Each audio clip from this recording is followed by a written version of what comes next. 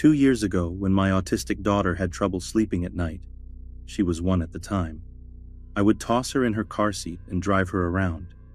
It was one of the only ways she fell asleep soundly, and I lived with my parents in a nice neighborhood. So one night I'm driving and my girl had finally fallen asleep. It's about 9 p.m. at this point. I'm hungry and want to let her fall into a deeper sleep so I can move her. I get some food from a drive-thru and pull over onto a side street right next to the restaurant so I can eat. I'm finishing eating and looking back to check on my kid, and suddenly these super bright headlights pull up behind me a little too close. I wave apologetically, assuming whoever it is trying to park at the house currently in front of. So I pull away and start down the street. And once I'm at the end of the block and around the corner, I see headlights again. No biggie. This is a semi-busy side street, so people cut down this way all the time. Only this person is riding my ass like I'm not moving fast enough, and I get annoyed and change lanes to get out of their way. Almost as soon as I do, they follow. At this point, I realize that the car is the same sedan that had pulled up behind me on the last street. But now they are too close for me to see the make of the car, and the high beams are on so I can't see anything behind me. I curse myself for not paying better attention to the car before. I didn't want to be crazy paranoid, so I took a few unnecessary side streets and passed my neighborhood, only for this person to be behind me, turn for turn and lane change for lane change. So I panicked and called my dad. I know I should have called the police, but I was 21 and did the first thing I could think of. He was at work, 30 minutes away. He has terrible reception and decides to call me back on the landline at his work and is on his cell phone with the sheriff's department for our neighborhood, and they tell me to drive to the station. It's been close to 40 minutes since the person had started following me and kept riding me closer and closer. I'm running lights and swerving around at this point, just trying to catch someone's attention. So I drive to the station, and no one is there. Not one car, no cruisers, no one in the department office, not even any cars in the small parking lot. And they want me to pull into the lot and wait for an officer. I am alone. My 1-year-old is now fussing in the back seat, and there is only one way in or out of the parking lot. I nope the fuck past the station and tell my dad to tell the officer on the phone to fuck off, because no one was there. I see a sheriff's car at the light ahead and start to honk and flash my lights as he drives across the intersection I am driving to. He either misses what I am doing or ignores it. It's now been a little over an hour, and the person has tapped my ass 4 times. Eventually, I saw another sheriff's car and just laid on my horn, and I think he caught on because he busted a U-turn and came back towards us. As he did, the car behind me disappeared into the mall across the street, and the officer followed. I was instructed to go back to the station and wait. So I did, and eventually I was waiting so long, I went inside. The office had no one except a non-emergency phone on the desk, and that only connected me to other extensions. To wrap the story up, they made me feel crazy and said they never found the car, that all they could do was take a statement, since technically nothing happened. And he offered to follow me and my daughter home, only to drive away as soon as I parked while I was left to take my sleeping kid inside, shaking so hard I couldn't unlock the door. I run upstairs to my mom's room, shake her awake sobbing, and tell her what happened. It took me 2 days to sleep again at night, and to this day, I refuse to do night drives with my daughter.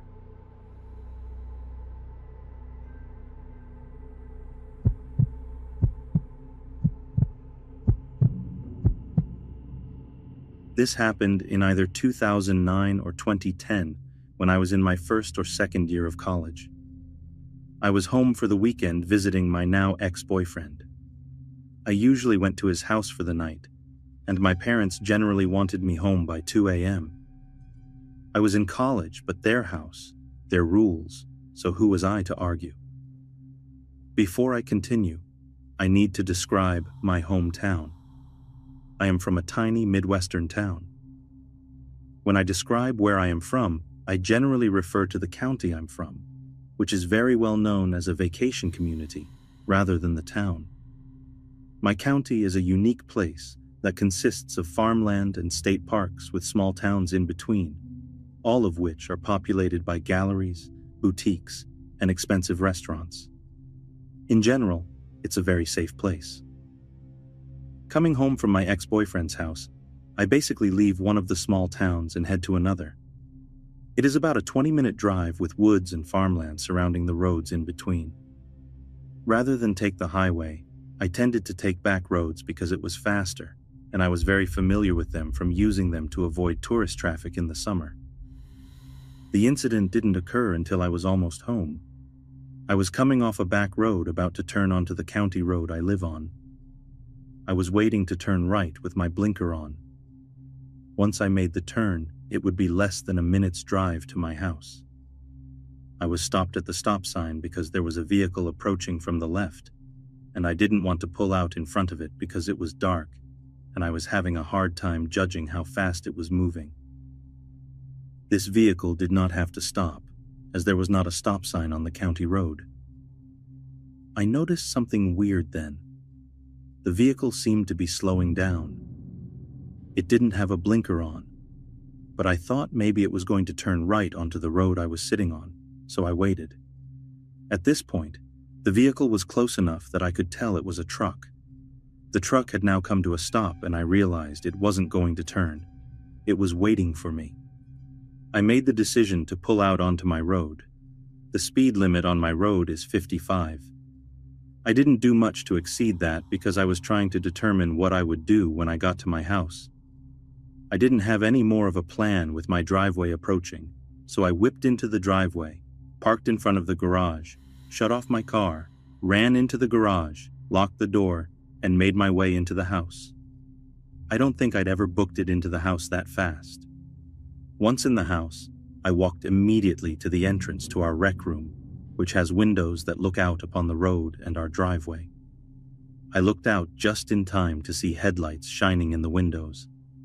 The truck was turning around in our driveway and going back the way it had come.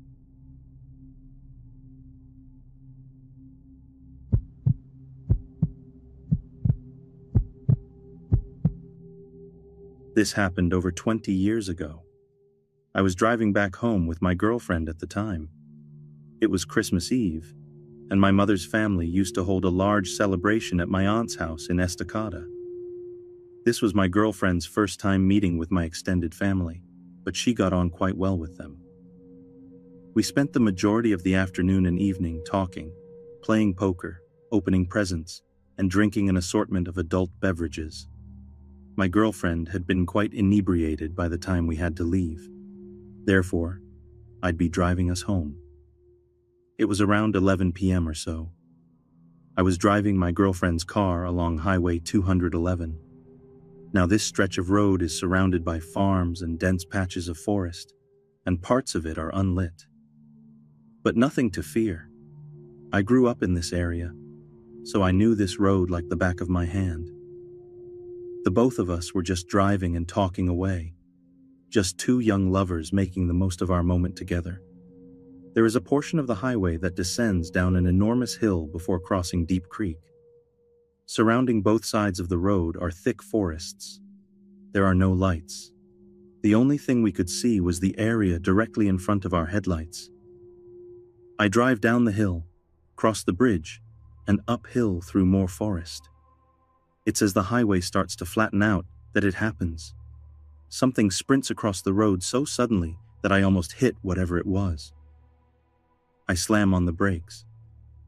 I turned to my girlfriend and asked her if she saw it. She confirmed that she had, but she couldn't make out what it was. Maybe it was a coyote, as they are a fairly common sight in this area, but something felt off about it. Whatever it was that ran in front of the car disappeared into the woods next to the road. So for some reason, I decided to check it out. I turn the car around and switch on the high beams to better light up the forest in which this thing had vanished in. I step out of the car and walk towards the woods. I don't see anything, but now it feels like perhaps I'd made a grave error. My heart is pounding, and the hairs on the back of my neck are standing at full attention, but I still don't see anything unusual in the trees. Suddenly the car's horn blasts. It's not a beep beep beep that you'd get if, say, your driver or passenger wanted you to hurry up and get in the car. No, this was a long, blaring beep. I walk back into the car and ask my girlfriend why she leaned on the horn like that.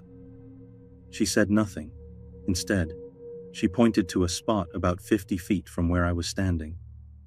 I looked over in that direction, and that's when I saw it.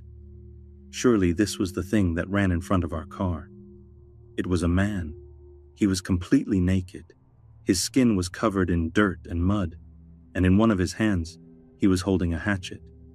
He looked back at us, and then he smiled and waved to us just before turning around and walking back into the forest. Needless to say, we got the hell out of there. Once we were safely driving again, my girlfriend explained what had just happened. While I was trying to look for the man in the area he initially vanished in, he circled back around and came out from another spot in the forest, beyond my car headlights. My girlfriend had seen something out of the corner of her eye, and that's when she saw him.